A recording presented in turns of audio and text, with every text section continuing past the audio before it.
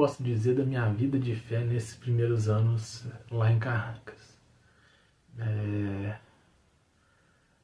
Para entender um pouco da minha vida de fé, a gente tem que entender um pouco de onde eu morei, né?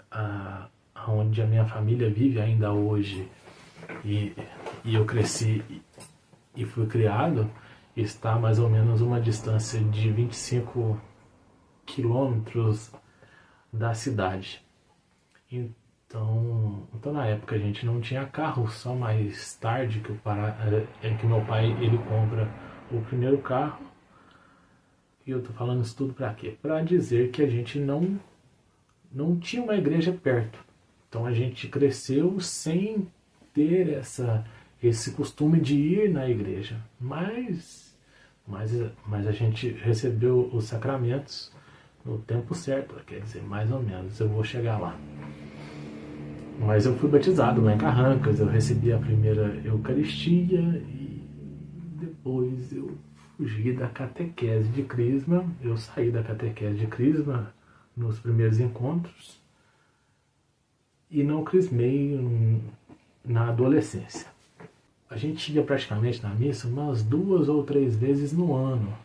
Épocas de festa de padroeiro, na cidade vizinha, lá no distrito próximo, na capela. Então, e eu não gostava de ir na missa. Eu não gostava. Eu já estou contando para vocês, para vocês não se escandalizarem. Nunca gostei de ir na missa.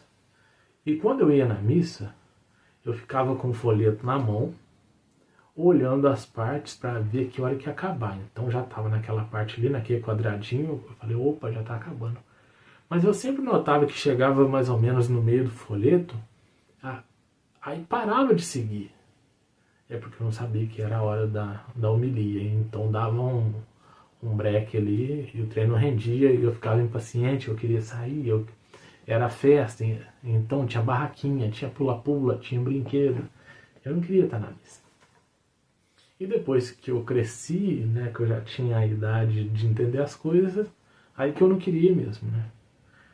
Como eu disse, eu fugi da catequese de Crisma, não fui crismado ali na faixa dos 14 e dos 15, e não frequentava muito a missa. Então falar que eu queria ser padre desde criancinha, não.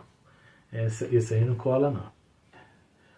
A minha vida de fé até os 18 anos foi assim, com pouca frequência, com essa impaciência, uma vida de fé bem rala, bem fraca mesmo.